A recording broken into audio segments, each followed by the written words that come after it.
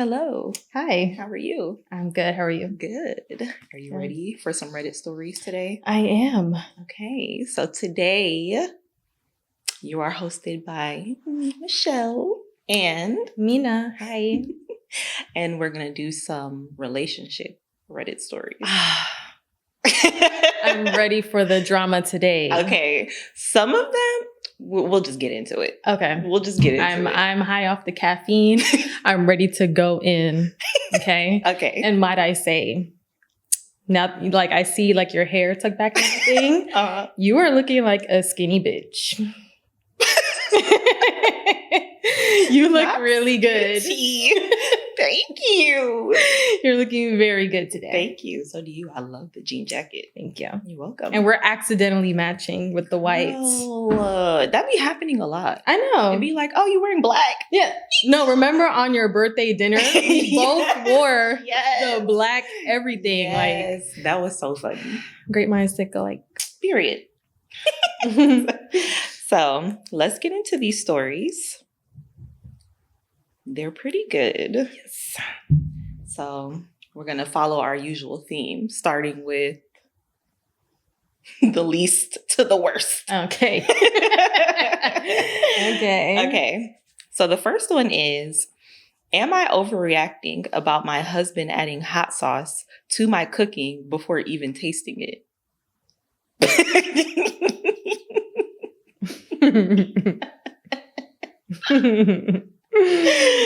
Oh my goodness. I'm very sensitive about my seasoning. Mm-hmm. So that's weird. Why can't you add it after? Like, taste it first. Okay. Let's see. See, here's the thing. If you just like hot sauce, some people like their preferred condiments. Mm-hmm. So I'll give a quick story. My favorite food as a kid, well, one of them was just plain rice. Mm-hmm. And I love to put soy sauce and black pepper, specifically in that combo. But I could only eat rice, any kind of rice, with soy sauce or black pepper. So my mom would make like traditional Palestinian rice dishes. And I would still put soy sauce on the rice. And she would piss her off. She would get so mad because she would go, that's not how it's supposed to be eaten. But I know I like my rice with soy sauce. Now, as an adult, I don't do that. If it's white rice and I'm having a girl dinner, I do still put soy sauce. But I'm not going to put it on some like yellow rice with chicken and potatoes. Oh, yeah. Yeah. Just throwing off the whole taste palette. But okay. Anyways, let's get into her husband and his hot sauce. Okay. Hi, all. I need some outside perspective here. I'll start by saying I'm not a great cook, and I don't really enjoy cooking either. My husband usually does the majority of the cooking at home, especially since we have a 4.5-month-old baby and no extra help. I handle everything related to the baby, and I'm overwhelmed most of the time. That said, there are a few dishes I can cook really well. I want to give my husband a break, so after I put the baby down for a nap, I made pasta, one of those dishes that I cook well, for lunch. I thought it would be a nice gesture. When he came home for lunch, he appreciated that I had made food, but before even tasting it, he immediately grabbed the sriracha and doused his pasta in it. Okay. I can't lie, it really hurt my feelings. It felt like a slap in the face, like he assumed it would taste bad or wasn't worth trying as is. Before anyone says maybe the dish was bland, it wasn't. I had already tasted it myself and everything, including the salt, which was perfectly balanced. I told him that what he did hurt me, but he brushed it off like it was nothing. I ended up telling him that I won't be cooking for him again if he's not going to appreciate the effort. He said I'm overreacting and that he does like my cooking. Honestly, if he had added the sauce after tasting the dish, I would have not felt bad as I'm not afraid of criticism. So, am I overreacting? Or is this actually kind of disrespectful? She does have an edit. I will read that because it's not like an updated edit. It's just so she says, okay. Basically, she says that he added the hot sauce to the whole dish. Like, not just his portion, like all of it. Like still in the pot? Yes. Oh, no. So that was her edit. That's basically what he did. Oh, no. No. I'll say this because, like me, I meal prep most of the time. Okay. Especially for Dustin. Yeah. Like sometimes I'll, just cook on my own days for my meal. Mm-hmm. But I regularly make Dustin meal preps, for 4 or 5 days or whatever. Mm-hmm. And generally, for that week, it's the same thing, like the same dish. Mm-hmm. So he already knows how it tastes. Mm-hmm. So some days he's feeling like hot sauce. Some days he's feeling like barbecue sauce. Mm-hmm. And I feel no type of way because he always adds it to his portion. Okay. But if you are adding hot sauce to the whole dish without my consent, people love to talk about consent. Right. She did not consent to the hot sauce in all of the food. Right. Who said she wanted spicy food? Yeah. She would have made spicy pasta. I don't think she's overreacting because I think that he's thinking about himself when he puts the hot sauce in there. Like, I'm trying to think, because unless they both are like obsessed with hot sauce, there's no other reason why he should do that. Right. I do think that he's just thinking about himself. Yeah.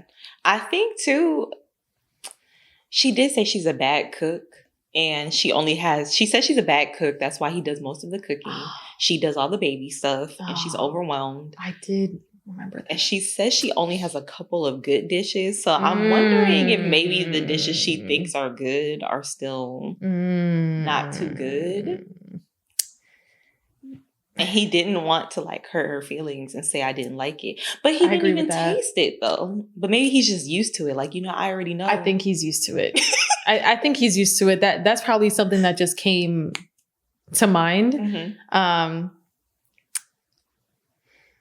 If I was a bad cook and I knew it, like, it would be kind of embarrassing, like if I finally make a meal and then he like doesn't really like it or doesn't like the taste of it or whatever. Mm-hmm. But okay. Hold on. Okay. I'm going to try not to judge her because she is a mom and everything. Mm-hmm. However, before you were a mom or a wife or girlfriend? They're married. Okay. Mm-hmm. Like, you were a bad cook your whole life? Like, I'm not going to judge her. I'm just slight commentary. Okay. And I'm not even trying to go into traditional roles, okay? Just, I am saying, if you knew you were going to be married and have a kid, would you not think, hey, let me improve my cooking skills a little bit? Let me watch some YouTube videos or like read a recipe book. Yeah, recipe books or something, but saying I'm a bad cook and then sticking with that for the rest of her life, I don't know if I understand that. I feel like I can understand her feelings being hurt, but I don't think that it's really worth it as long as he ate it. I mean, it was annoying that he added the hot sauce to all of it. Almost that to me was a very passive aggressive way of being like, all this food needs some kind of flavor. You're right. It could be passive aggressive. He's probably a bad cook too, because since when is sriracha flavor on some pasta? Yeah. I don't know what kind of pasta it was, but like, if you have to be like, oh, this has no flavor, let me add some sriracha. Sriracha is like chili hot sauce. Isn't it just like hot? Yeah, it's like hot, kind of tangy. So it's like, what? You don't know what you're doing either. And you just threw all this sriracha on this fettuccine Alfredo. Right. Like, are they in like Louisiana, Mississippi? Girl. Because why is the hot sauce the choice when there's like other stuff that can enhance the flavor? Well, you know what? Everyone has different taste buds, so I won't even go down that route. They do. And if that's your taste bud that you wanted sriracha, you could have just added it to your own bowl. Yeah. So if that actually happened, that her husband did on all of their portions, because maybe the comments were eating her up. And so that's why she had to clarify that he did that. Okay. And in reality, maybe he did just put it on his own portion. And she felt slighted and realized she didn't have a reason to. Because I'm a big believer in if someone's going to eat it and they like it and they just want to add their own little touch to it, it doesn't matter. Like with me I agree. and the instance I gave, I didn't think my mom's food wasn't good. It was delicious. I just love soy sauce. As foodies, there's always like an extra that we can do, you know, like a little extra something, but like we love flavors. So adding a flavor to something that's already flavorful is not dissing the dish, but like you have your own flavor. You have your own palate that you're like, you know what? I like extra garlic or something. Like I like the way that tastes. And soy sauce is salty, and I love me some salt. So I know how that feels. But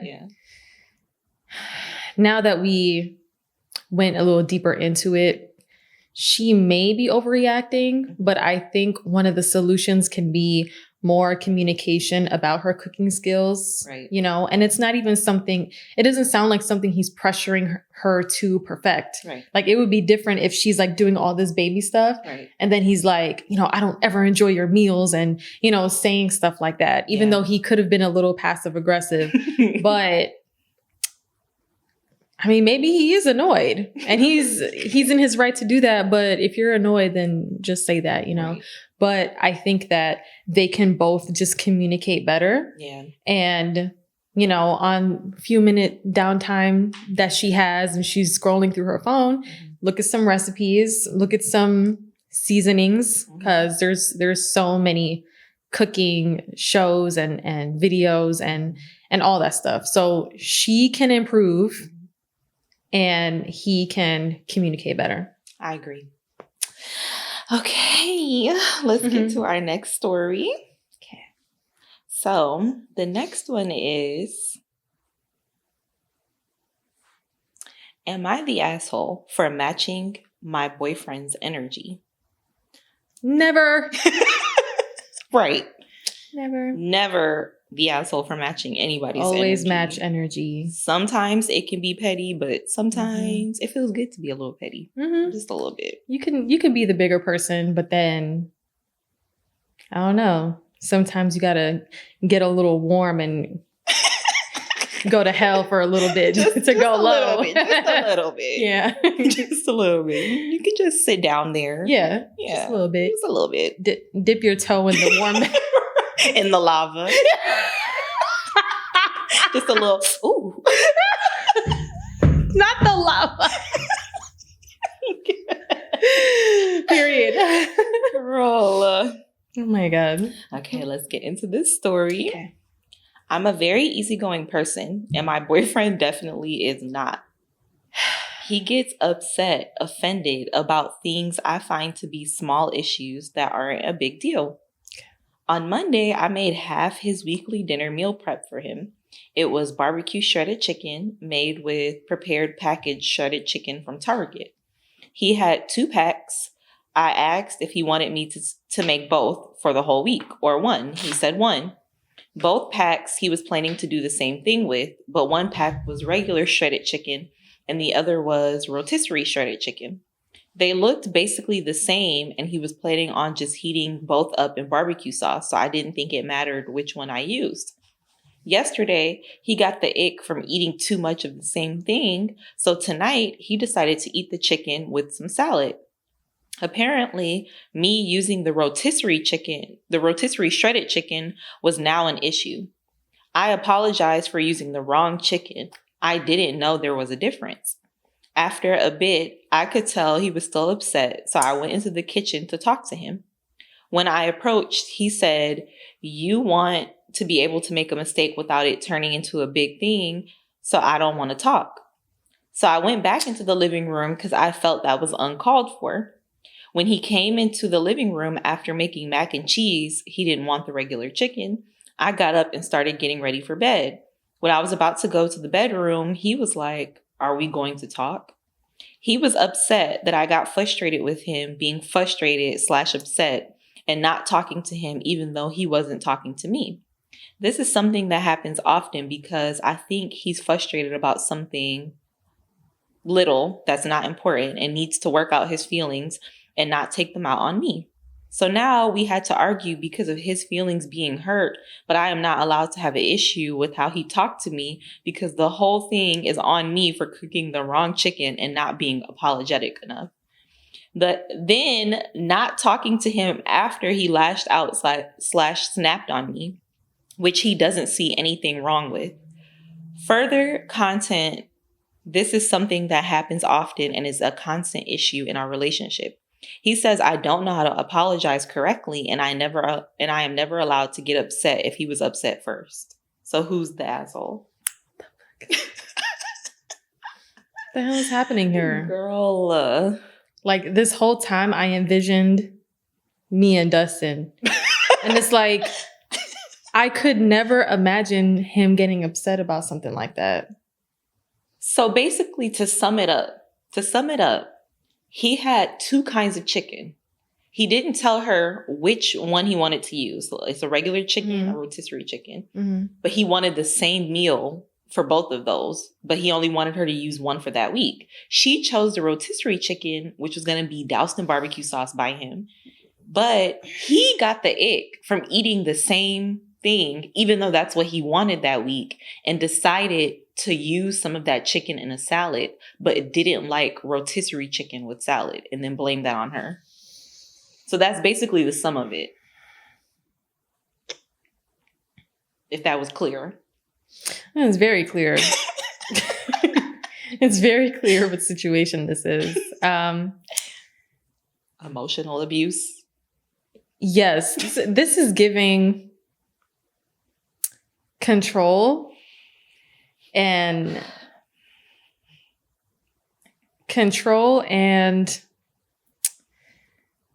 part of me thinks that, okay, it's okay to be annoyed when, you don't like something, but like to be frustrated and have to apologize. This is control. And it wasn't I'm her just going to fault. say that. It was not her fault. Controlling, because then men like that, they like purposefully make small things a big deal. So that way it's like you can have anxiety about making sure you do the right thing all the time. And never being satisfied. So that way you're always on edge trying to do the best that you can. Yes. And they'll never be appreciative because it's literally a mind game. And some men really know how to play that mind game. Like I'm sure a lot of people see like on the internet, like how, because, a lot of times we as women, we're like, we know what men be doing and how like their behaviors are and everything. But then we have to remember that a lot of manipulative men know how women operate and they know certain things. Like if you make a big deal out of something and if the girl is naturally anxious or whatever, they're going to play on your anxiety and make you feel like you have to do better, even when like you're already kind of doing your best. Like, I don't think that she was just like, oh, forget it or, whatever. But yeah, it's controlling. I actually feel bad for her. She meal prepped his food for the whole week. And that is work. I would have personally been pissed off at you if I did that and then you decided some way halfway through that you were like, you got the ick from eating the same thing. I'm not mad at you for getting the ick because that is normal. Yeah. I actually don't like to eat the same thing for a week straight either. But if you told me and you're not aware of that, I'm going to be pissed at you because you don't know yourself. You don't know that like two barbecue chickens is the max amount you can eat before you hate barbecue chicken. Yeah, no. And meal prepping for someone, I'm not saying like it's so much work that you can't do, but it is work at the same time. You have to put in like 2-3 hours just for one meal. Yes. Like I meal prep Dustin's lunches for his work. I don't meal prep like dinners or anything. Right. Just meal prepping his lunches, I need about 3 hours to cook everything, then to place everything. And that's just me, like maybe multitasking or, cleaning up as I go. But it does take a few hours. And some dedication. Like you have to focus while you cook.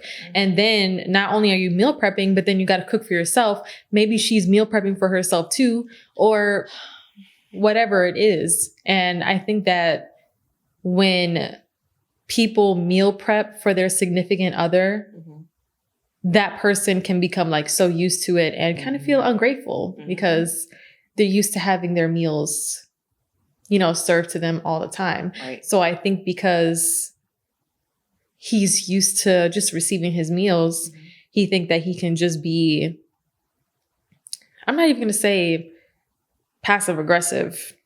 Because he's aggressive. Yeah. Yeah. Aggressive, but then it's like in a manipulative, controlling way. Like he knows his woman and he knows what will maybe make her anxious or whatever. So was this a overreacting or? No, she said, am I the asshole? Because he tells her that she's an asshole for not apologizing enough. No. Not apologizing enough and basically not giving him the attention that he wanted while he was pouting.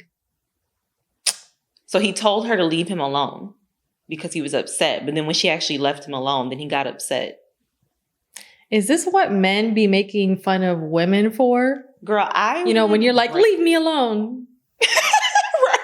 Right. What's leave wrong? Me alone. Nothing.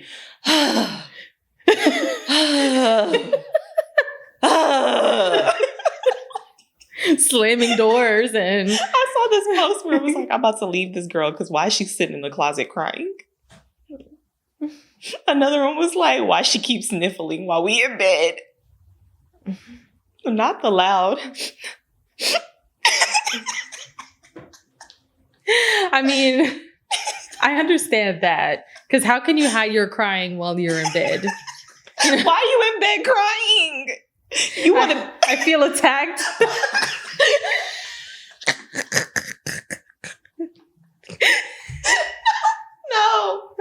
No. Because sometimes, okay, I'm a very sensitive gal, okay? And sometimes things that shouldn't hurt my feelings, sometimes I'd be a little sensitive, especially like PMS or whatever. And like maybe 2 or 3 times in our entire like 6-year relationship has he said something and I'm just like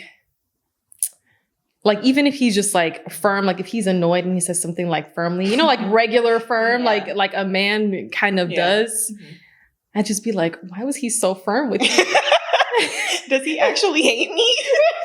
Does he hate me? Girl, is this the end of our relationship? Girl, and it'd be over nothing. So but you know, I'm pretty sure it's like from, you know, dealing with like past relationship stuff. And sometimes you get a little triggered and, you know, you have to remind yourself like this is a safe relationship. And, you know, we never like leave disagreements or anything for the next day, you know? So then those like 2 or 3 times I would be like crying my tears. And then I would try to hide the sniffs. But as soon as I did like 2 or 3, I would hear him moving, looking at me. And then he'd be like, okay. So the sniffing in the bed, you can't really hide that. But that's over a case like where my feelings were just a little triggered, not he hurting my feelings. So if you're hurting your girl's feelings and she's crying in the bed, then she has a right to do that. Because what is she going to do? Like get up and leave? Like you could do that too. Yeah. But sometimes this is your bed too. True. Sometimes you don't want to get up and leave. I want to sleep here. I'm just going to cry a little bit. True. Or the real best thing to do is really just say how you feel. Yeah. Say how you feel. Yeah. Say how you feel. Even if you're crying as you're saying how you feel, it's better to say how you feel and not have that person like, you know, because then it feels like a little like, what is that? Like cat and mouse kind of thing, you know? And that is why men will say that. And I've done that too. Not like where you're just, you're like, leave me alone. Because you really feel that way. But at the same time, if they actually left you alone, you're like, excuse me? Yeah. Do you not see me over here? Okay. Ignoring you? My memory just came with one of the situations because I don't want people to be thinking that my husband lets me or makes me cry in the bed. It's not that. But one time, because, as women, we're very nurturing. We try to get the man to open up or whatever. Right. So I remember this one time, because sometimes men, they mention something and talk about it for 5 seconds and then they don't want to talk about it anymore. And I'm just like, where? Giving no details. No details. Context. No context. But men and women have their differences. You have to respect, that, let them process through their own thing. So one time I kind of kept pressing him. This was maybe 2 years ago. So I kept pressing him and I shouldn't have done that. But then he looked at me, he was like, I don't want to talk about this. And he said it with that tone of voice. Yeah. He didn't get loud. He was like, I don't want to talk about this. Please, respect, whatever. Girl, as soon as he said that, my tears were like why? So I started crying about that. But we have to take, I'm sorry, I went away from the story, but we have to take things like that. We can't take it to heart just because we're trying to help someone. Yeah. If they're not ready to talk about it, don't try to pressure them into talking about it. Right. Yeah. So we have to respect our partner's boundaries. Yeah. And even if you feel like you're helping, you may not be helping in the way that they want to be helped in that moment. Right. Maybe they just want to keep it to themselves for a moment, whatever. But what was the story we were reading again? The one with the meal prep. Yeah. Okay. All right. Yeah, he is being controlling. Is this overreacting or am I the asshole? Am I the asshole? Not the asshole. What is there to talk about here? Girl, she needs to leave him. Yeah. Leave him. Incompatible. I would never make him a meal again. Like the last lady when she was like, I'm never cooking for my husband again. And she was kind of overreacting. No, that's what she needs to say. Yeah. If you want to pout like that, make your own meals. Yeah. Make your own meals. And you better figure out that you don't want to eat barbecue chicken for a week straight. Make your own meals. Controlling. I would say incompatible. If he's willing to change that part about him, through therapy or whatever. But I wouldn't feel comfortable with that kind of person that wants me to apologize for something that I accidentally did that, was very minor. Yeah. They want you to walk on eggshells. And if you have to be in a relationship with someone that makes you feel on edge like that, it doesn't feel incompatible. Good. Very incompatible. Okay, let's get to our next story. This one is girlfriend of 1.5 years said she needed a break because of her mental health. Then she has a date with a guy 2 days later. So this actually is not an Am I the Asshole post. This is from a subreddit called Vent, where people just vent and talk about what they have going on. He says, so my ex said that because of her mental health issues, she wanted to take a break from our relationship. Well, I won't say he because he didn't give any context. So I'll say they. Okay. They didn't give any context about them or their partner. Age? No age or anything. Okay. So my ex said that because of her mental health issues, she wanted to take a break from our relationship because she didn't want to drag me down while she was dealing with it. Anyway, 2 days later, she's going on a date with a guy from work. Edit, a little update for some questions. She told me that she was just feeling like she was dragging me down with her mental health because of her family life and wants to take a break so she doesn't hurt me, but still wants to keep in contact and hang out until she's ready for a relationship again. How I know about her going on a date, she posted in her status about how her guy friend from work bought her snacks, so she's bringing him over for a date. Then she posted a pic of him sending her flirty texts. Okay. But was that it? There's a little update, but I'll wait. Okay. Girl, if you don't just say that you want to break up with him, but clearly she's saying a break. She's either scared of like hurting his feelings or trying to keep him on the roster. Mm-hmm. Like a lot of people do nowadays. Yeah. But her saying a break for her mental health, you know, we take mental health very seriously. Mm-hmm. She's lying. She's lying and she's being manipulative. She's manipulating the situation to benefit herself, because then she says she doesn't want to lose contact with him. So it's like you're trying to try on this guy like he's a new pair of shoes. And if they don't fit, then you'll go back to the shoes you've been wearing. She's trying to have hoes in different area codes.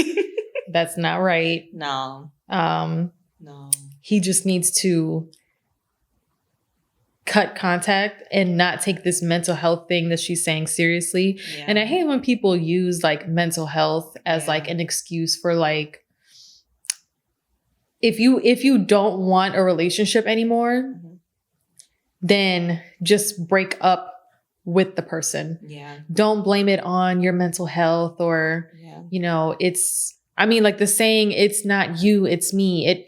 That does kind of make sense. Yeah. But don't say it's not you, it's me and my mental health. Like, yeah, because you don't want to be the bad guy, but that's not fair to that person. That's just selfish. Yeah. You don't want to be the bad guy. You don't want to deal with their feelings being hurt. So you're trying to prevent that and tweak the situation in your favor. But at the end of the day, this is somebody, a year and a half is kind of a long-term relationship. Yeah. They're gonna be hurt. So you might as well just do what you have to do. And that's a part of growing up, you know? And she was cheating on him.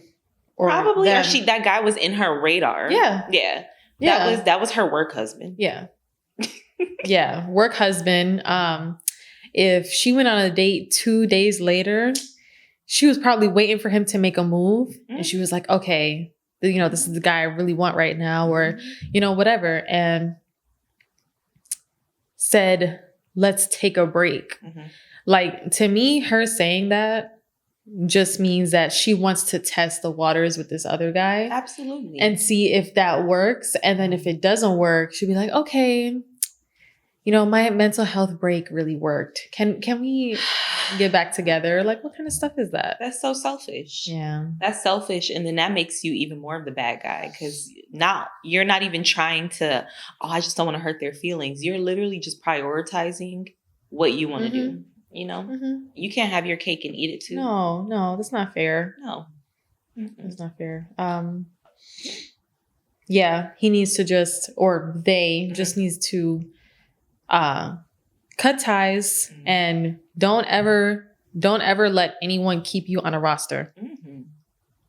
Never. And if you're someone that you struggle maybe with some people pleasing, so you feel like you don't want to be the bad guy. It's not about being the bad guy. Like, being honest will never make you the bad guy. If you are genuinely being honest and your intentions are to just be honest and do what's best for you and that person, you're not going to be the bad guy. But being hurt after a breakup is inevitable. Unless you guys literally just hated each other, it's inevitable. So, and if you are in a relationship, I'm not going to say this is for 100% of people, but if you are in a relationship and you have a crush on someone else,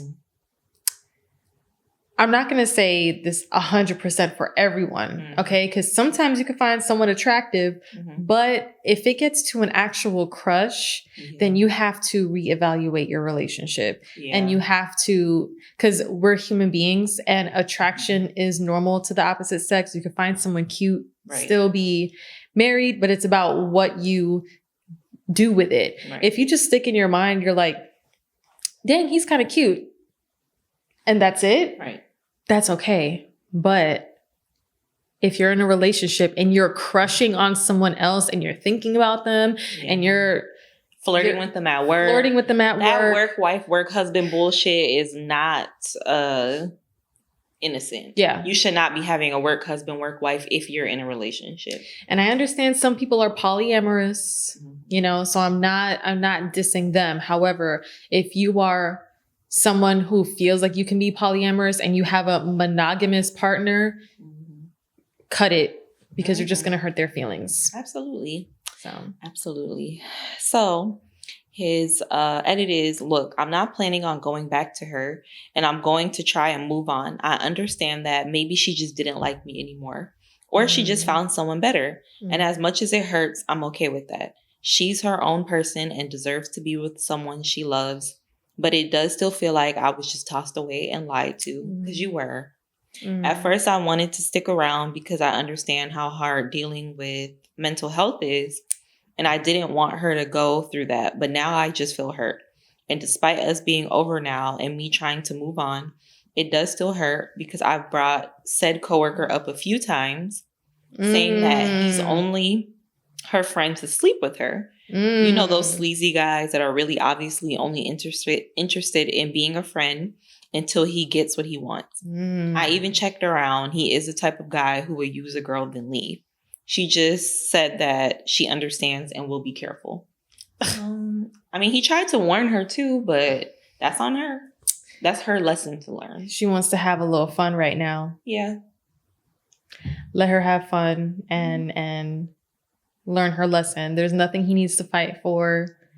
And that is hurtful. Like, I haven't been like in the same situation, but I have been in one situation where it was kind of like a situationship. And, I was younger, so I've always been a relationship girl. So I thought that we were exclusive, and it was a year, and you give yourself to someone for a year, and then it just like drops down, or like the communication stops, or, whatever. So she didn't like decrease communication. She just let him know about a mental health break. Yeah. So, but I know how it feels to give that time to someone, and then you do feel tossed away. Yeah. So that is very hurtful, but he has to think about his self-worth, right, and remember, like, to get someone that won't just drop him for a fun time.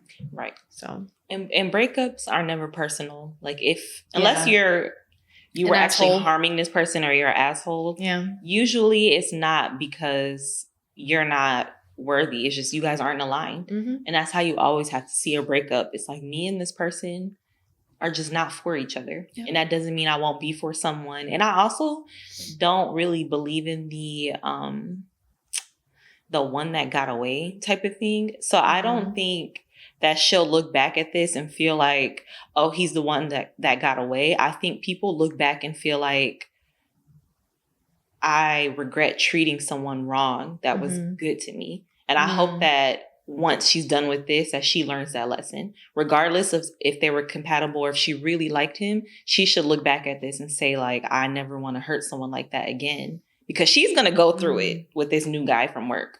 So, of course. Yeah. And the one that got away thing, I actually don't. I've heard it. And Katy Perry has a song about it. It's a nice song. Okay. But I don't really understand what that means. Yeah. Like, the one that got away, like, what do they mean by that? I think sometimes people feel like, like the one that they were meant to be with, and that, oh, like, I should have stayed with this person, or this was that, and they got away. Like, but usually they get away because you probably weren't treating them right, or you guys really were, like this situation where he, for the most part, seems like a pretty nice guy. She just wanted to go somewhere else, but the way that she handled this was completely wrong. So I think down the line, she's going to look back and learn a lesson on treating people how you would want to be treated, and having more and being less selfish, because that is selfish. It's selfish to be in a relationship, and because you want someone else, you're like, oh, I want to be with someone else, but I might still want to be with this person. So how can I like test the waters? That's messed up. So she could have done better by just breaking up with him and letting him know, like, I'm feeling unsure about our relationship. I'm unsure of my commitment to you, etc. She could have been straightforward, but it's kind of giving they're probably younger. When you're younger, you don't really know how to be straightforward with this kind of stuff. Mm-hmm. So she could have been straightforward. And to be honest, like if they broke up amicably like that, I'm not saying that later on he should go back to her. But when you break up and you're straightforward with that person, you can really learn from that. And if that other person really does grow and they're like, I don't know what I was thinking, or I don't know what I needed, and now I know what I need. Right. But then they shouldn't feel entitled to, go back and forth and, but if she just broke up with him and was straightforward, I feel like in the future she would have less guilt over how she treated him. Yeah. Even though she would have made a mistake, but, Yeah. I agree. So let's move on. Okay. Is it a red flag if my girlfriend hides their phone around me? Oh, yes. You should get like those little red flags. I know, that would be cute. Me, 27 male, and my girlfriend, 25 female, have been together for about 10 months. Lately, I've started noticing she's really weird about her phone. Keeps it face down all the time. Turns off notifications when I'm around, and takes it with her even if she's stepping out for a minute. She used to be more open, like showing me memes or stuff from her chats, but now it's like the phone is some top secret device. I'm not the kind of guy who snoops, and I haven't gone through it, but I can't lie, it's starting to bother me.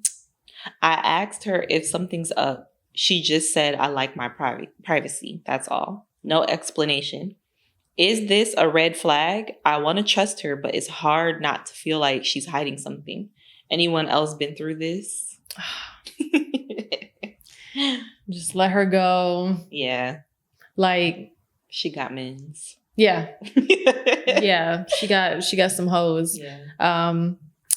And this is hard because a lot of people will be like, you're probably assuming or something like that. But to be honest, I don't know if I'm going to be a little toxic right now, but if my partner, now because I'm married, I'm not 100% sure if I would do this. Okay. But if my partner started acting like that, you are inviting me to look through your phone. If you have never done this and then you start doing that, I'm absolutely looking through your phone and I won't feel guilty about it. No. I'm just going to plot the perfect time. And girl, I could be sneaky like a cat. So you will never know. A whole time I read it all and sent them all to myself and plan on printing them out later. Okay. And I've only went through phones twice in my life and it was valid. Okay.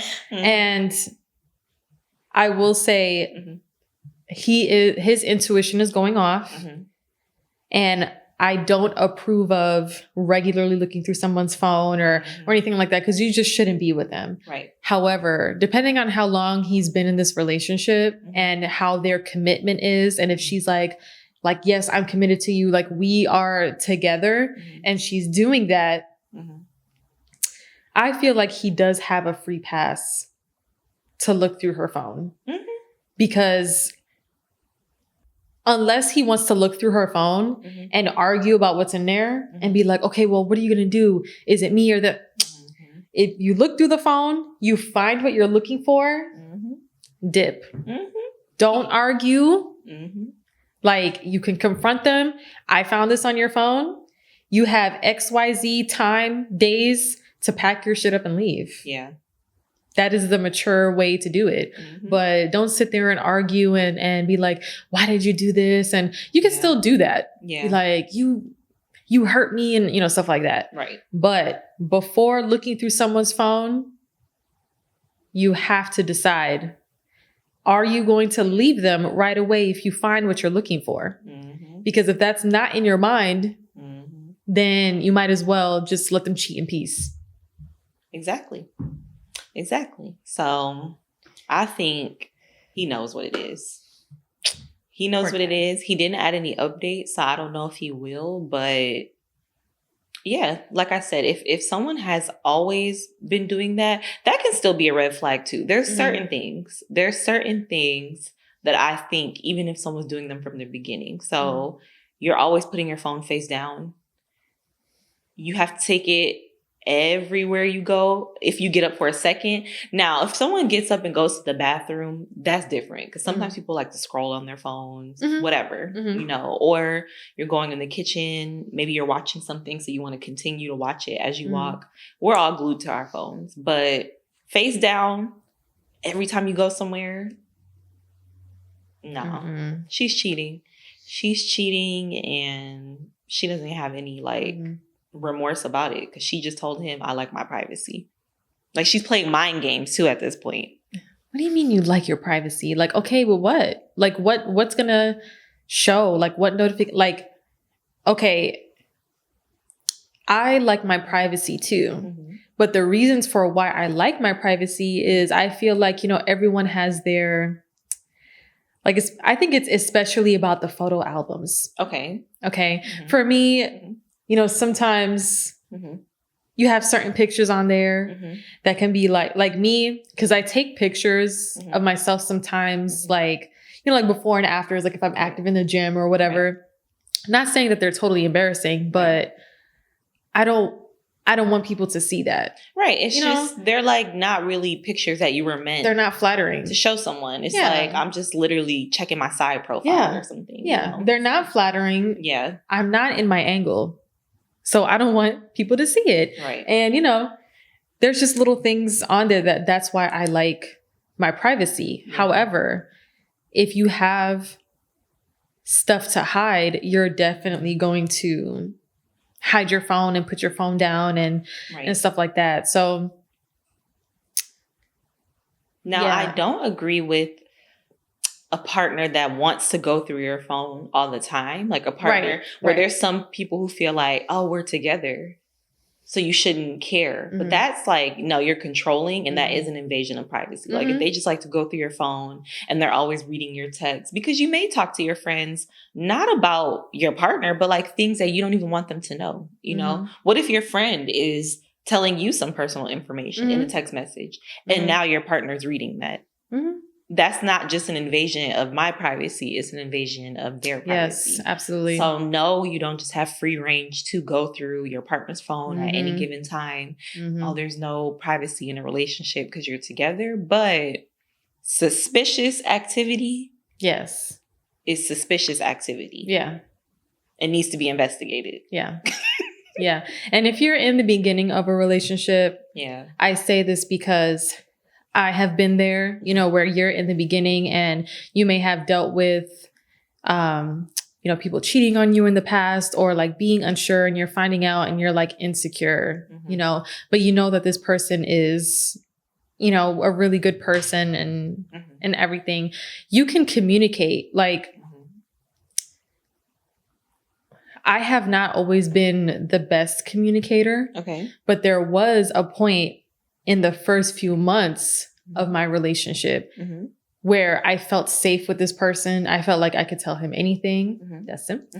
But in the first few months where I didn't really know him, I was just out of like the situationship with who. So it's like, I'm feeling insecure. Like, I don't know. Yeah. And there's no signs I'm feeling insecure. It was all me. He wasn't hiding he didn't even have a code on his phone. So one day something just like, my insecurity was there. I think I was a few days away from my period too. So I literally felt like my blood pressure and like his phone was over there and like unlocked, because he'd be leaving his phone unlocked sometimes and the screen is just there. But this was a few months into our relationship. Right. So everything in me was telling me, what if like it was like, temptation. Yeah. Because of insecurity. Yeah. So what I did was I immediately shut that down. And when he came back into the room, I was like, I don't want you to think I'm upset or I think you're doing anything, because I like you, but I feel like I want to go through your phone. I was straight up with him, right?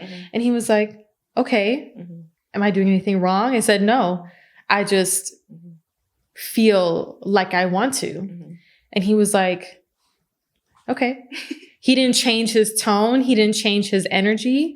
He was very like nothing changed. You know, like sometimes you can see like a twinkle in their face. A twinkle. There was no blood leaving their face. Now you're a little pale. Yeah, or like an eye twitch or something like that. There was nothing. Okay. So he was like, well, it's right there. It's even unlocked. Like you could have, you know? But then at that point I looked at it and I'm like, no, I'm not going to do it. Yeah. You know, but, yeah, there are relationships where you can be open like that. He could say, you know, I'm feeling funny about your phone and say this, and everything that he's feeling. Right. And he could probably say, I want to look through your phone because I don't know if you're committed to me. Right. Period. Right. So if she denies that, you know, just makes a whole bunch of excuses. Like, I understand privacy, but if you have nothing to hide, then you should let your partner look through it like one time.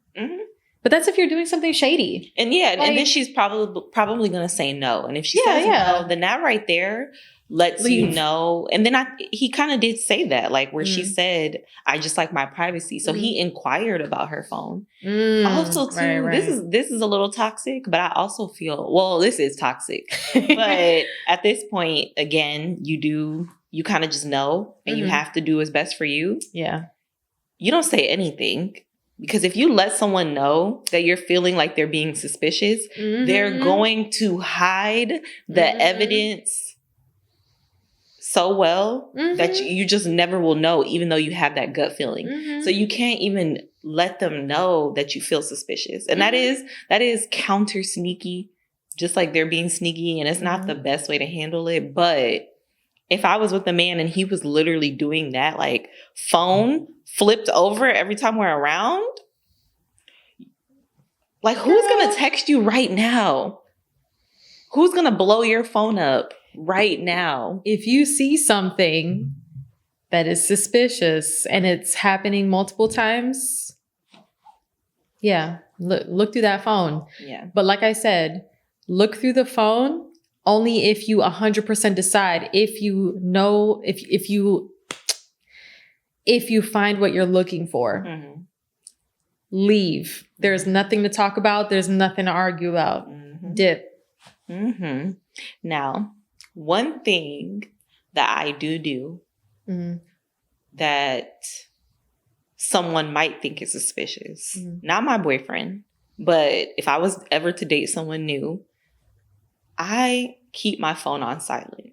And the reason why I keep my phone on silent is because I think somewhere down the line, I got like a little bit of like a social anxiety where I didn't really want to interact with people, like responding to texts late because it felt like a chore to text. So then I'm always texting back late because I just don't feel like responding. And that's not to say like I'm just being mean or lazy. I'm literally just being avoidant because I don't feel like dealing with it. Right. So because of that, my phone ringing was giving me like an annoyance. Like I just hated when my phone would ring because now I'm doing something and I'm just staring at my phone ringing.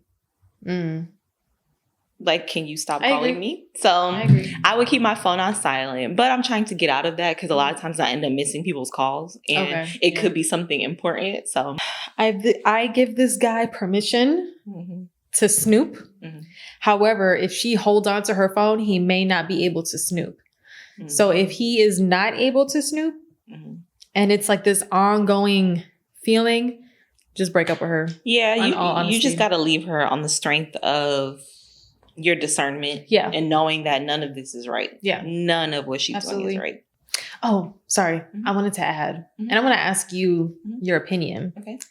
How do you feel about someone you're getting to know a few months in? How do you feel about them lying to you about the social medias that they have? No, that's a red flag. Okay. That's a huge red flag there's been times where I've had clients, friends, anytime someone has done that and they actually find out their social media, they're married or they have kids or they have a long-term relationship or something. Like for someone to do that, that is weird. Yeah. It's weird. Because what are you lying for? So, because I had one time I asked this guy, like if he had a Twitter, you know, because I wanted to add him on the social medias. He told me no. Why did I find him on there? Girl, that should have been my indicator. But you know, however, I was young. It's okay. I remember that construction guy. Yes. So he told me that he didn't have any social media outside of his business Instagram. And I believed it at first because I also am someone who doesn't have social media for real outside of my business Instagram and a personal Facebook that I made in 2016. True. So I'm not going to not believe people because I'm not big on social media. So, but also, at the same time, I'm very suspicious. So I just literally searched him on Facebook and he popped up. Embarrassing. So why did you lie about that? Why did you lie? Come on. The phones are in the palm of our hands. Everyone always searches up who they like. And like, he was active. So it wasn't like he could forget. He was literally active. Bro. But it was because he was married. So, yeah. Yeah. Girl. But yeah, let's get to our next story. Okay. So this one is, am I overreacting because my boyfriend forgot about me when planning a trip we were supposed to take together? He didn't forget about you. That's not a no. That's not a hurt that I could forgive. No. Because we were supposed to take a trip and then you went without me. So we're not really boyfriend and girlfriend. But who did you go with? We're just friends. Did he go by himself? So let's get into it. Ugh. Okay. Am I overreacting because I'm upset that my boyfriend forgot about me while buying tickets for a trip that we were supposed to take together? My boyfriend, 28 male, and I, 30 female, have been talking for a few weeks about taking a trip to LA over 4th of July weekend. This was 100% his idea that he brought up on his own. And since I've never been to LA, he asked about being excited to show me around, or he talked about being excited to show me around. For context, we've been dating about 8 months. He's usually a wonderful, super attentive boyfriend who makes me feel very loved. We have a great relationship. My boyfriend's older brother and girlfriend live in LA. We've talked about visiting them or even staying with them while we're there. I've only met them a few times, but we get along well and there's no issues. Yesterday, my boyfriend casually tells me that he is going to LA for 4th of July and bought tickets for himself, his brother, and brother's girlfriend to go to a baseball game. This is something he decided the day before. So that's... Just a quick side note, that is like a really big pet peeve of mine when like you say something to someone and they forget that you said it and then they like mention it to you as if like you didn't mention it. And it's like a trip, a whole trip that we've been talking about. And you're going to just be like, hey, yeah, guess where I'm going for 4th of July weekend. And you're like, it better not be LA, the place we've been talking about. No, a trip is inexcusable. He definitely didn't forget about that. No. And I know that some people, including me, I could forget certain things.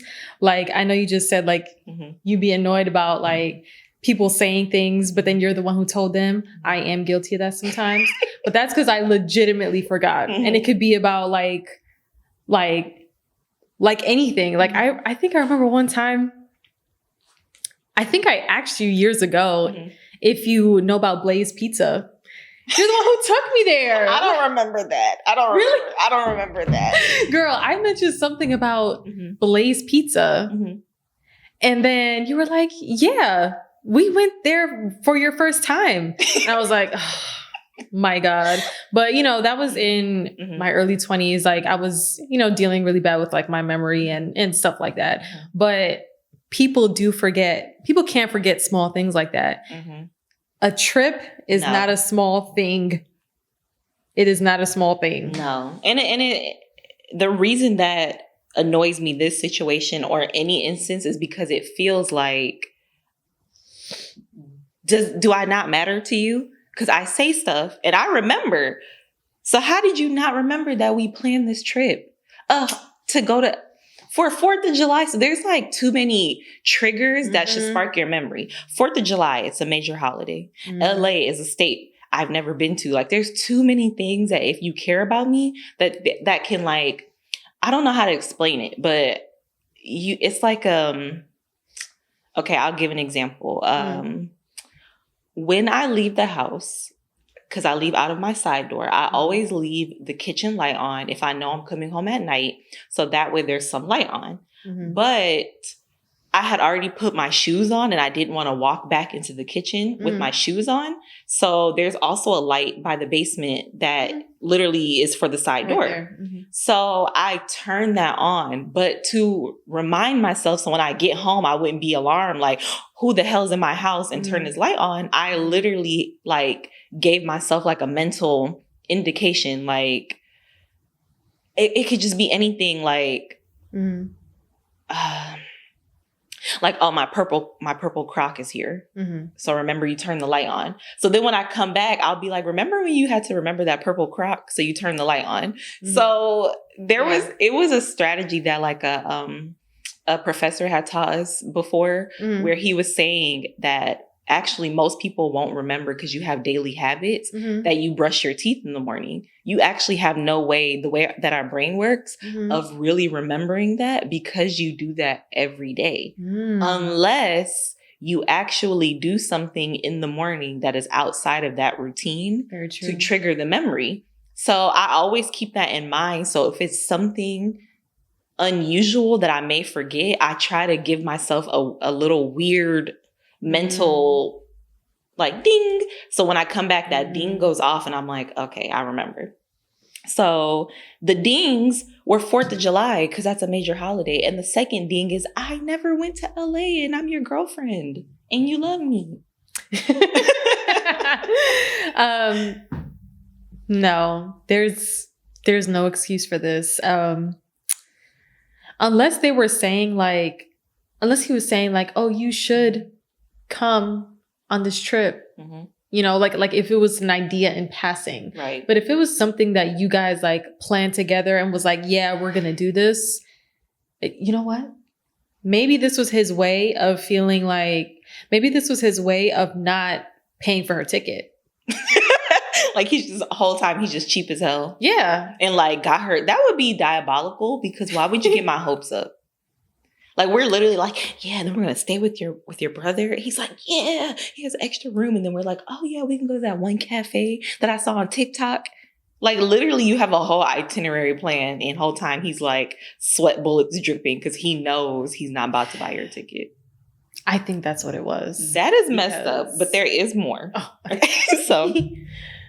okay. So yesterday, my boyfriend casually tells me that he is going to LA for 4th of July and bought tickets for himself, his brother, and brother's girlfriend to go to a baseball game.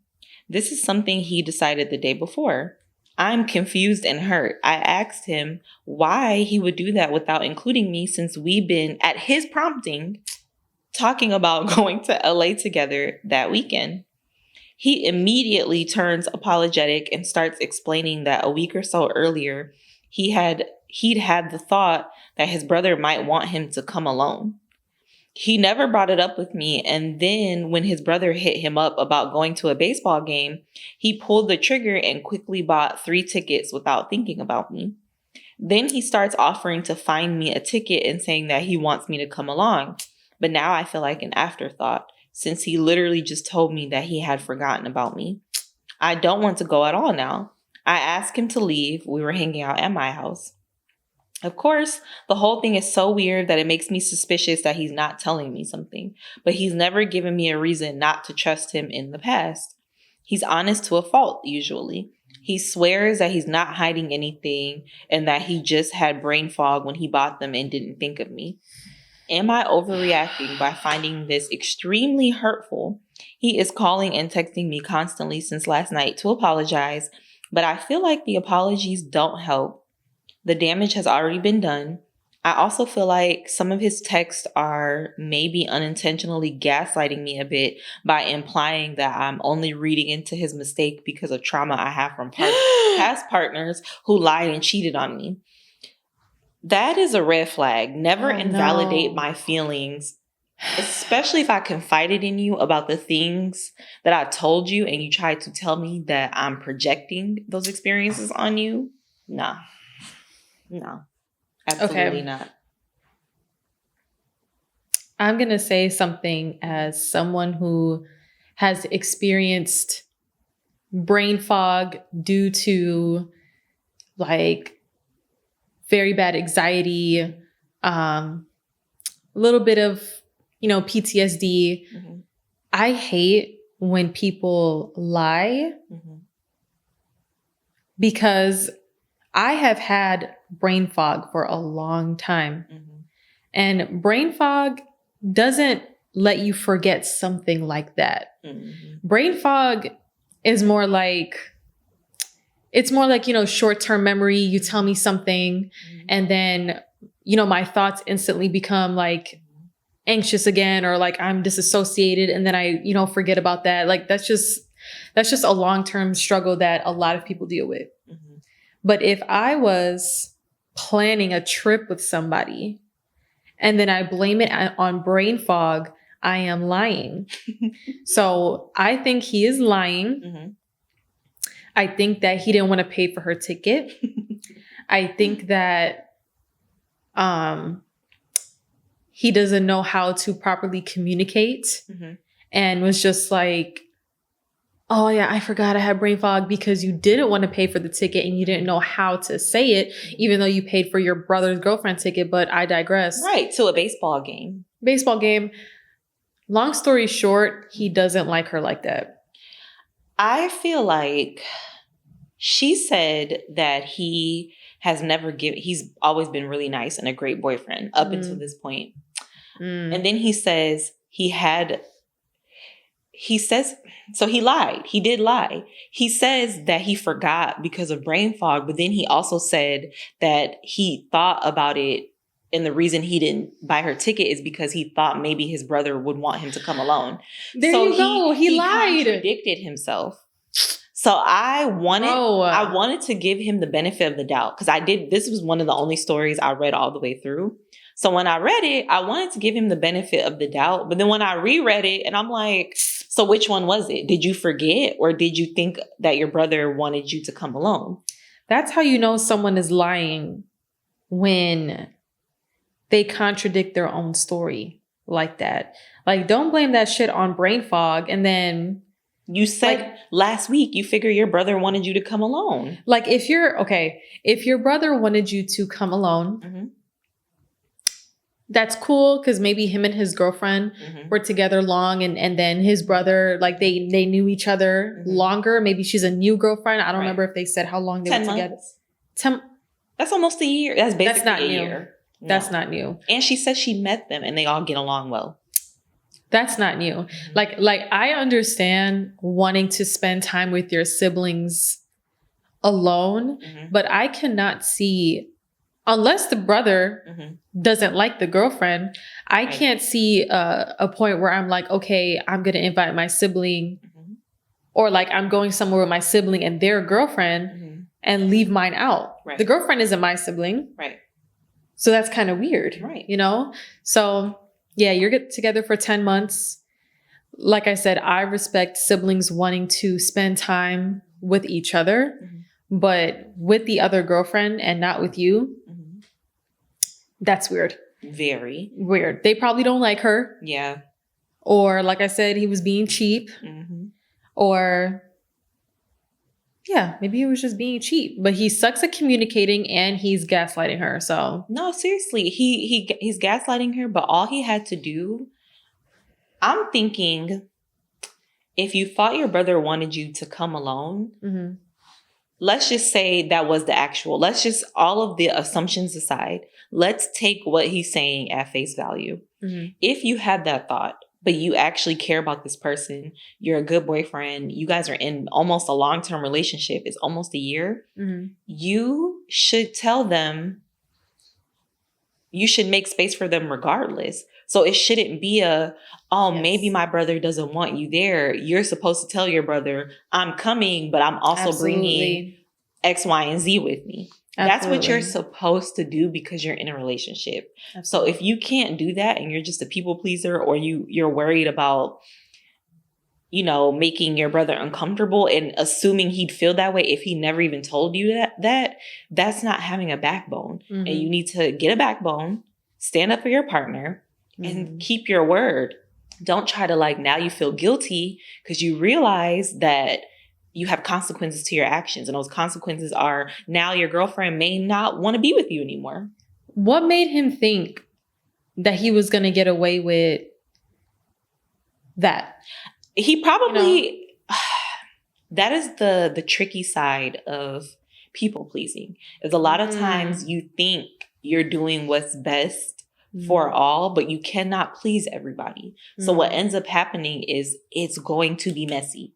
People pleasing always ends in mess because very good point. Even though you think your intentions are to be nice because you want to satisfy everyone, because you can't do that, you end up basically, it's harsh, but you're manipulating situations. You're trying to manipulate everything to fit this perfect mold of happiness or fairness for all, and that just cannot be done. And when you do that, you're going to end up creating chaos, hurting someone's feelings, ultimately lying. Yeah. Ultimately lying, and then you end up being in the wrong. So I do think that it was just a case of him being a people pleaser. I agree. Thinking of everyone else's, trying to assume what other people are going to feel and what they're thinking, instead of just putting his foot down and doing what he said he was going to do and standing up for his girl. Yeah. And it could be a mix of things. I still think part of it was him being cheap. That's just staying in my head for some reason. So I think that's probably one of the reasons.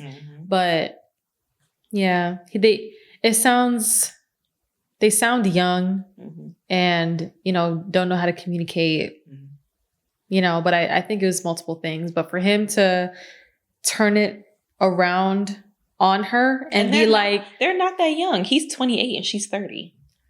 Oh, yeah. Okay. So no excuses then. But he said, the only reason why you're doing this is because of the trauma that you experienced in the past. That's red flag. That's such a mean thing to say. If you are in a healthy relationship and you feel like someone is projecting their previous traumas onto you, that's a separate conversation. Right. You don't include that in something that they're hurt about, and that just goes for knowing how to communicate. Sometimes people don't know how to communicate and they, try to make excuses for themselves and may throw that in there to alleviate whatever shame that they feel. Right. And I understand that, but I'm not going to say that should be normalized because that's bad communication. If you feel like your partner is projecting traumas on you, then you save that conversation for another time. But you don't bring that up when she's upset that you planned a trip without her. That you guys planned together, that you said you wanted to take. And if you wanted to spend alone time with your brother, why would you choose a major holiday that you and her were counting on celebrating together? Yeah. I feel like if he's trying to, maybe he feels like she's accusing him of something because he knows his true intention. He knows his true intentions for why he didn't buy her ticket and take her on this trip. So he's trying to accuse her of accusing him of like, oh, you think I'm cheating or something, when it's probably not that, because he actually knows his true intention. You know what you're hiding. But she never said, I think you're cheating. She just said, I feel like he's hiding something. And you are hiding something. You're hiding the truth because you contradicted yourself. You said, I thought my brother wanted me to come alone. Turns into, oh, I just forgot because I have brain fog. What is the truth, sir? See, you just opened another door of possibility, because I didn't even think about him possibly cheating, but that can be another thing, because why are you on the defense about like defending yourself? Like, I understand like sometimes people who are innocent can be defensive, and I don't blame them for that, but being defensive about something that you did wrong. And I don't think he's even cheating. I just mean people will get defensive when you're accusing them of something that they know isn't true, because they know what the truth is. You know what you know why you didn't take her. Okay. And so you're assuming she's like, oh, she thinks I'm cheating, and it's not even that. Then what is it? Tell her what it is. You know what it is. You know what it is. I don't know. You either way, you're hiding something, and you know what it is. She knows it.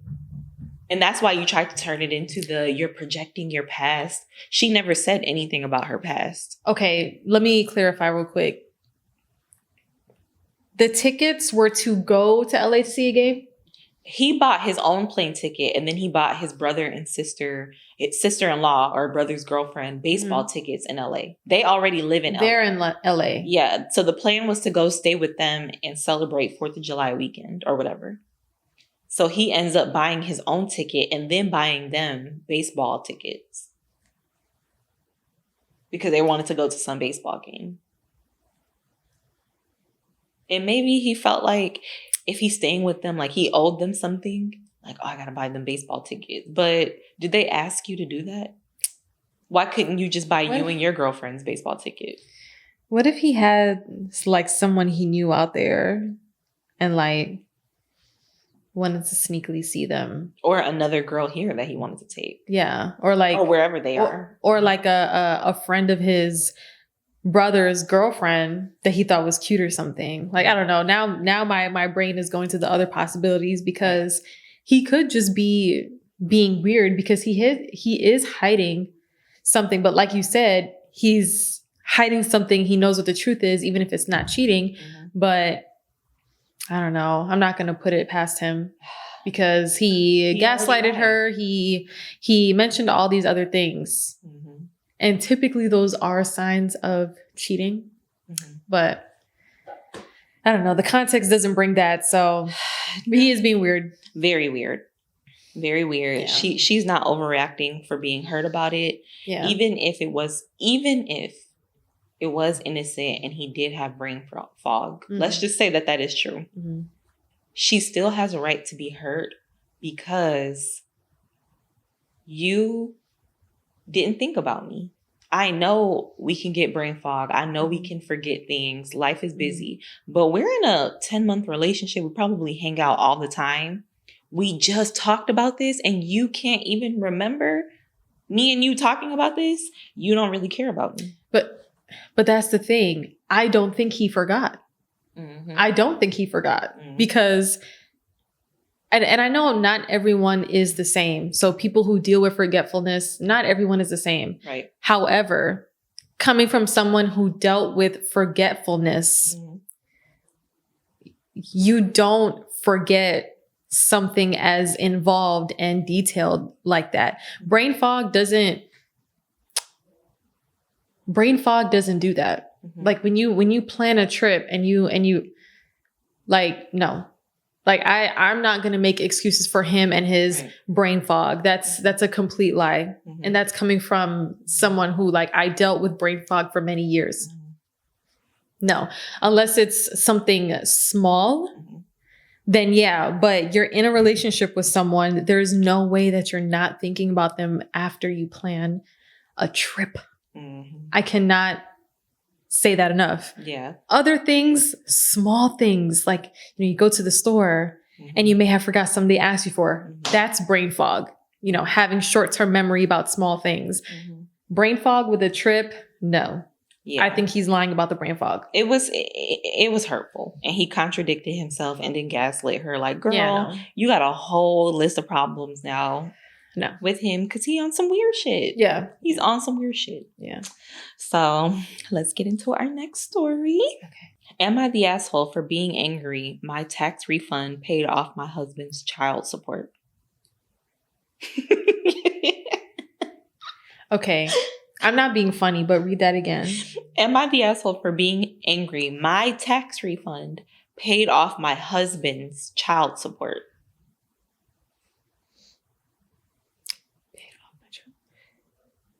Did it just like fly to his child support payment or what? Okay. So he most likely has like back pay of child support that he didn't pay. And because they're married, the government can do that? Girl, yes. The IRS and the government, they do not be playing about their funds. Get out. Okay. I want to hear this one. Yes. My husband and I filed our taxes jointly this year for the past 2 years. I was completely unaware that he had $7,000 in unpaid child support. So you were unaware that your husband is a deadbeat dad? She couldn't have been unaware, but okay. Because when I thought he was making regular monthly payments, we were expecting a refund, but only $175 was deposited. I feel blindsided, violated, and taken advantage of. When I brought this up, he dismissed my feelings and told me I should be grateful the child support is now paid off because it means he can contribute more money each month. Divorce. This man is a bum. This man is a bum. She married a bum. I don't like. She married a bum. That logic doesn't make sense to me. His child is still under 18, so he still has to make ongoing payments regardless. He's just gonna let another $7,000 rack up and keep taking her refund checks. This is $7,000. I feel physically ill. He is not supportive of how I'm feeling whatsoever and is actually angry at me for how I'm responding. Am I the asshole? That's it? Yeah. Divorce. Divorce and divorce.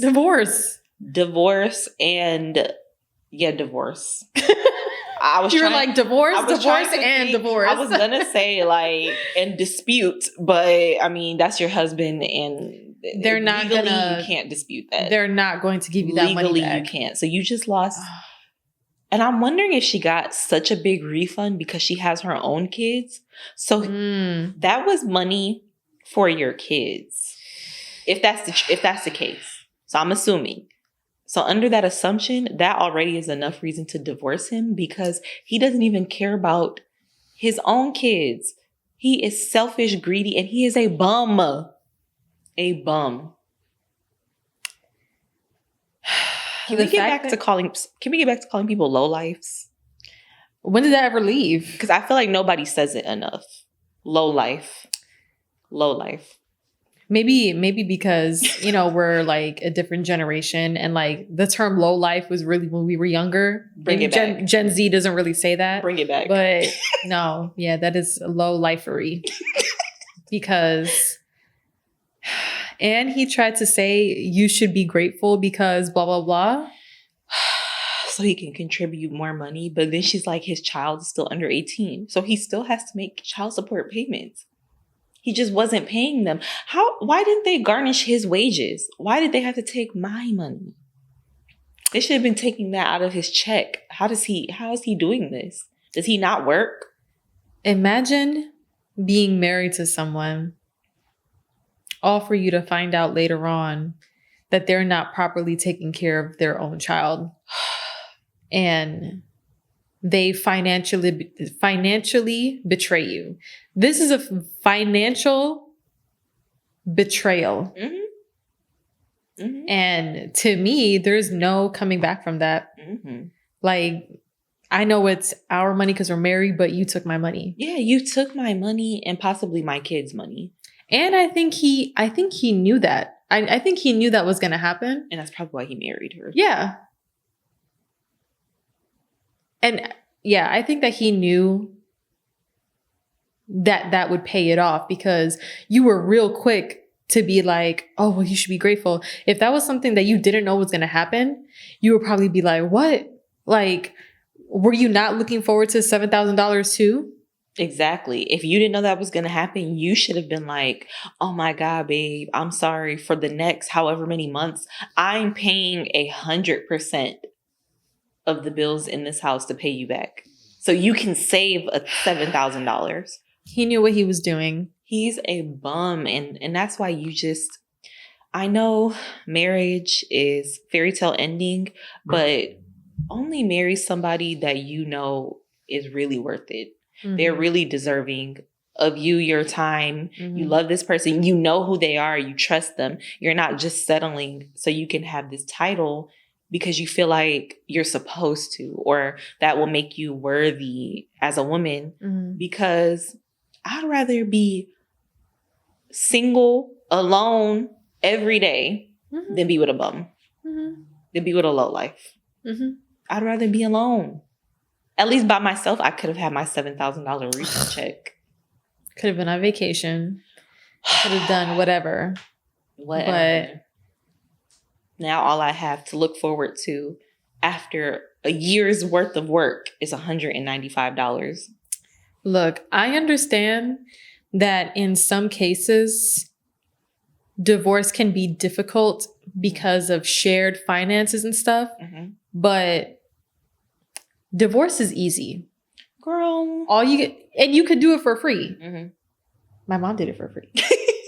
You can do it for free. Mm-hmm. You don't need a lawyer. Mm-hmm. Just get the information that you can, sign that paperwork. Mm-hmm. You know, maybe it'll be hard because maybe he doesn't want to sign the paperwork, whatever. Mm-hmm. But choosing to leave someone and making that decision on your own, that is easier than the process. You can fear the process. The process is probably lengthy, whatever. Yeah. But if you don't be separated for however long you got to divorce them, be separated mm-hmm. and keep that divorce on the table. Mm-hmm. Divorce, leaving somebody is not as hard as everyone thinks. Mm-hmm. If you have a prenup, makes it easier. Mm-hmm. However, then if you're like, okay, divorce is too hard to do, then are you just going to stay with that person?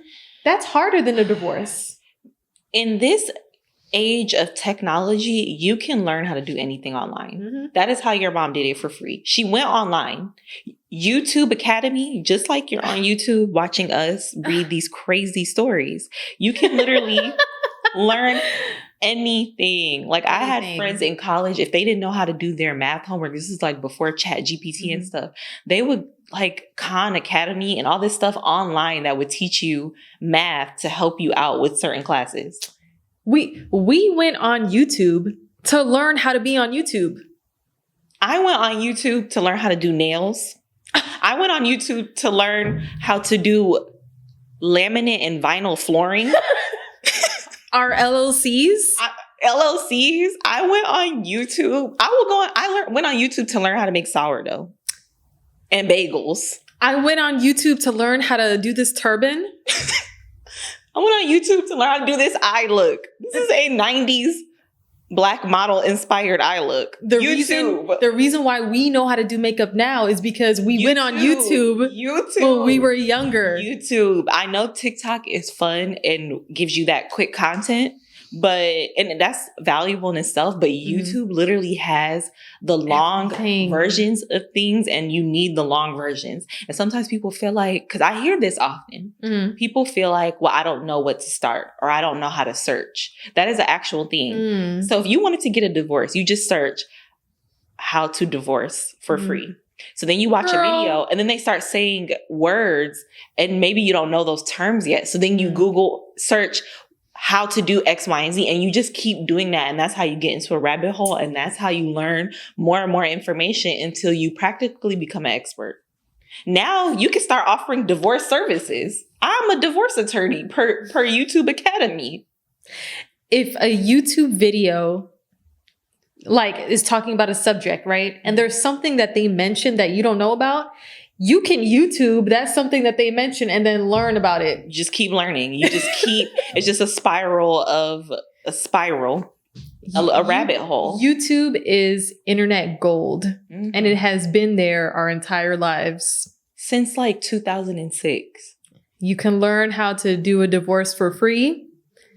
You can learn how to finesse the system with that and be free of this bum. Yes. And then go back on YouTube and learn some new skills and hobbies. Because you probably might be a little bored because now you're divorced. Yeah. And stressed, and not even bored. I won't say bored. You're stress-free and have a lot of free time. So pick up a hobby. Yeah. Learn how to garden on YouTube. Learn how to crochet on YouTube.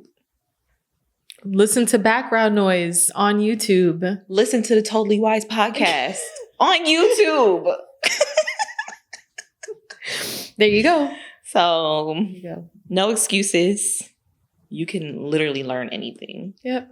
And you don't have to be super smart. I think sometimes people feel intimidated. Like, oh, you have to be smart. No, you just have to want something bad enough. And then you're just going to learn it. And real quick, surprisingly, well, not really surprisingly, but, we, like us millennials, are the generation that all of this started within our life. YouTube, MySpace, Facebook, all of that started within our lives. So there are some people who are slightly older than us, like 40s, right? I talked to someone who was 45. She didn't know that YouTube was the diverse world that it was. She said one time she looked like for a recipe or something and she randomly found a link on YouTube. I said, girl, YouTube is like the world at your fingertips. And she was like, what, really? Like, what can I find on there? I had to explain to her that you can find the entire world. Anything that you think of, anything that you need, look on YouTube. So it's basically Google in video format. There you go. If you don't like to read, you just watch a video. I personally am a visual learner. So that is why YouTube is helpful. I don't want to sit. Well, I will read, but it's like when you read, you have to go back and reference it. When you watch it, it's like you're literally watching someone else. Then you can imagine yourself doing it and then you just do it.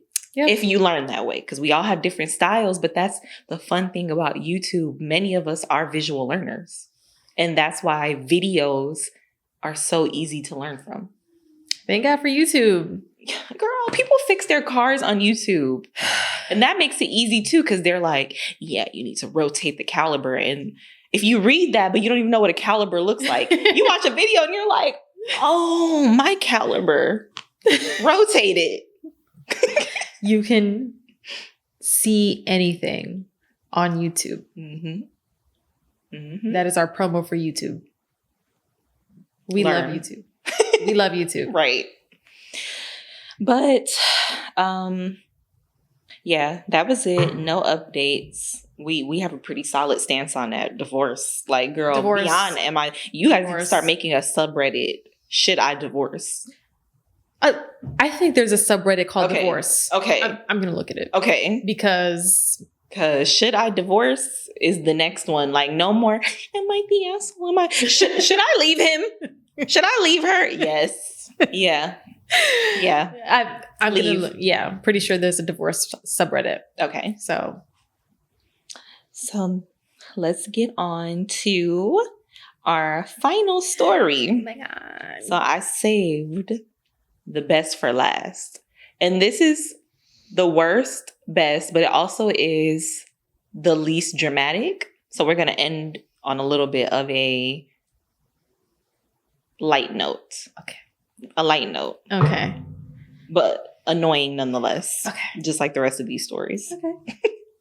So I found my boyfriend's poop scale.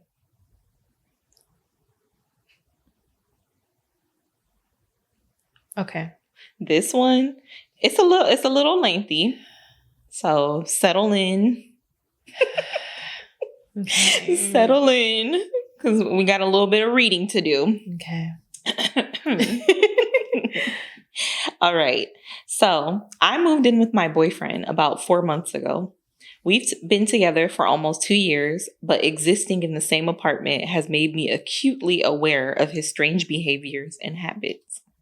Since we began dating, I knew how much he cared about his health. He obsessively tracks his diet, works out every single day, and is constantly researching supplement/diet trends. It's all he wants to talk about. It can get annoying, but it hasn't been a deal breaker for me. He's genuinely sweet, emotionally available, and my family loves him. However, living with him has been a different story. The degree of his obsession has become clear, and it seems to be getting exponentially worse. Here's an example from last month. We were watching TV after dinner, and I got up to get a snack. He asked me if I could grab him some fruit leather. Fruit leather? It's like the healthy fruit roll-ups. I used to eat those. Okay. It's just weird. Like, why are you calling it fruit leather? Right. I guess it is kind of leathery. Mm-hmm. It's just weird. As I was walking back to the couch, I opened it up for him and took a small bite. It was super tiny, like half the size of a dime. He got unreasonably annoyed and explained that he needs to accurately record his caloric intake. Okay. And now that I've eaten some, he can't use the total listed on the wrapper. He asked me to grab him a new one. Deduct 2 calories. Okay. He asked me to grab him a new one, but it was the last one in the box. He stormed off and effing got out the kitchen scale to measure the new weight of the leather to compare it to the weight listed on the wrapper. He barely spoke to me for the rest of the night. I was pretty shocked, but shrugged it off eventually and didn't really think about it again. That was last month. Yesterday, I discovered something that honestly may lead to the end of our relationship. Good girl. Leave him. I got home early from work and rushed straight to the bathroom to pee. On the counter next to the sink, there was a digital scale, kind of like a postage scale, with a large cereal bowl resting on top. The bowl caught my eye first because it had a picture of Tommy's face from Rugrats on the inside. I had never seen this bowl before and picked it up to check it out.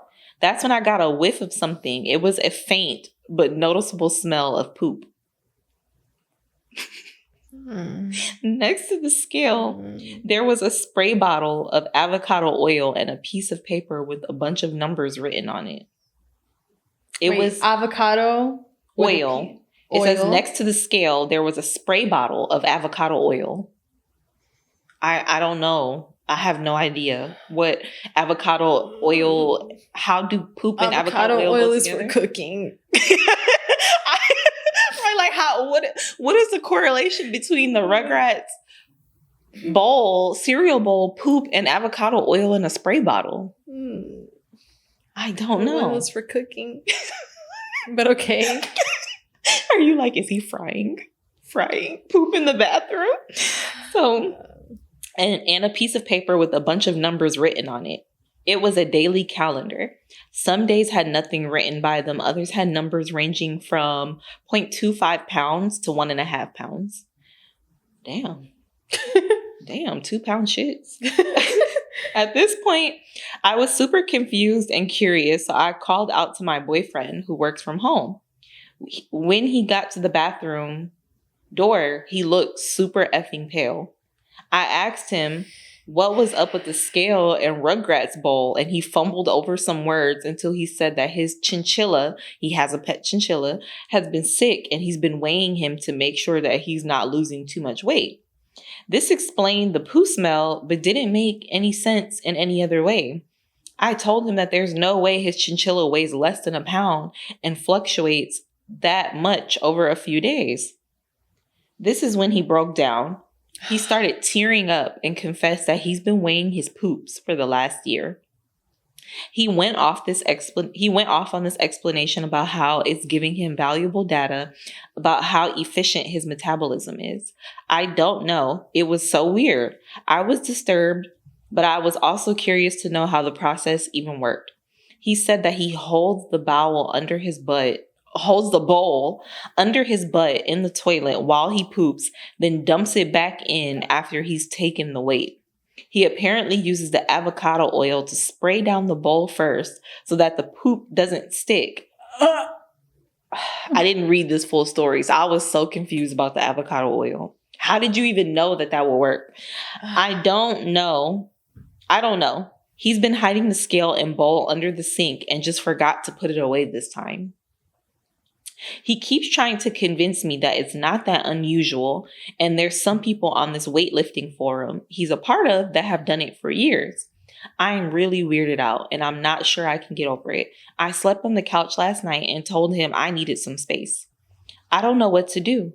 Would you be able to get over something like this? I think this is the end of the relationship. What the hell is this? This is a good story. Girl, that is so... On a very serious tip, he has an eating disorder. Yeah. He has disordered eating. Or I don't want to diagnose him. I'm not a therapist. But it gives like obsessive compulsive. Like you're obsessed with your weight so much that you're weighing your poops. I can feel bad for that, but I'm not going to feel bad that he like tried to gaslight her and say that it's normal, because that's not normal. And then she sniffed the bowl. She was like, "Oh, what's this?" Okay, TMI. Because you know how I told you about how I courtesy flush? Yeah. Right? Uh-huh. I mainly courtesy flush. Well, let me say this. I courtesy flush no matter where I'm at. Home, by myself, when anyone's there, in public, whatever. And one of the reasons why is because I don't like the smell of my own poop. Like I don't like it. Like I'm not shaming people who don't care about courtesy flushing even for their own selves. If you can tune out your own poop smell, that's fine. Props to you. I wish I could. But I courtesy flush for myself because I just think poop is so gross. And like if I can't even stand the smell of my own, I can't even think of measuring it, putting it in a bowl, watching it slide down back. Like I can't even. And then you probably rinsing the bowl in the sink. So are you cleaning the sink immediately after? So this bowl is just booty particles all over it. Poop is just something that should be immediately discarded and never thought about. And you don't have to weigh it every day. If you're eating the same stuff, just look at it in the toilet or feel yourself. You know, like, oh, okay, I pooped a lot, or I'm kind of constipated, or oh, I have diarrhea. Like, you don't have to look at it and weigh it. I think that this, even if there's other people on the forum, on a forum that do this, they just, it's not that it's normal. It's just they all have the same problem. Yeah. They all have the same anxiety about it. They all have that obsessive, could be a little bit of OCD, you know, but this is something obsessive. And, you know, I know everyone has their flaws or their weird things. And it's just up to you if you can really deal with that, or if you feel like this can lead to other things to obsess about, then maybe you do want to end that relationship. And like I'm not saying like, because if he keeps that weird obsession to himself and that's it, and he's a good man overall, I can't say that I would break up with him. Right. It's weird. It's disgusting. But if that's where his obsession stops and it's all about himself, for one, I would encourage him to get help. And I would not leave it like that. I'm like, okay, for the sake of our relationship, you need to go to therapy. Because I don't know about that lasting forever. Like, am I going to normalize that for myself? You know, like having that be a regular thing and then possibly having kids and then like, I don't know. Because, are you going to keep this shitty bowl all the time in the bathroom? Are you even washing it? Where are you washing it? Like, there has to be a whole set of boundaries around that. He needs help. Yeah. Also, too, I think he got mad at her for the whole day because she took a bite of his candy bar, the fruit leather, because he couldn't track the calories. I genuinely believe he's just super hungry. And that's what it was. Probably because he's all this disordered eating. He probably is hungry as hell. So when she took that bite, he was like, I have a strict set of what I can eat. And you ate some of it. And now I can't have as much because his eating habits are not healthy. Dieting or changing your habits, trying to be in a calorie deficit if you need to lose some weight. All of that stuff is not a disordered eating. I've been seeing some of that online where people are like, oh, some of these things are disordered eating. No, I think it becomes disordered when there is an obsessiveness about it and you're doing things that are unhealthy for your body and you're, obsessive and worrying to this point. Like you're weighing your poop every day. Every single day. That's beyond discipline at this point. Yeah. You're just obsessed. Yeah. You have a problem. Yeah. I do agree with you when you said you don't know if it would be a deal breaker if he was otherwise good. I can see that, but I also can feel like I think they've been together, she said, a year and a half, almost 2 years. So that is some time, but it's not so long that I would really think about is who he is as a person compatible with me. Even if he is a good person, like someone can be good and they're just not compatible with you. Exactly. So her taking that time to think about it is good. And I wish she gave us an update because I would really like to know if they stay together. Maybe we could circle back because all of these stories were relatively new, like within like no more than 4 days ago. So yeah. Okay. Yeah. So. Yeah, I think that, the incompatibility, you know, because I know everyone is different. Everyone's going to have their weird things.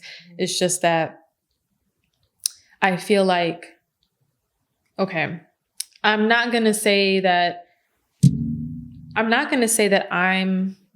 that I have any like disorders. I'm not going to diagnose myself.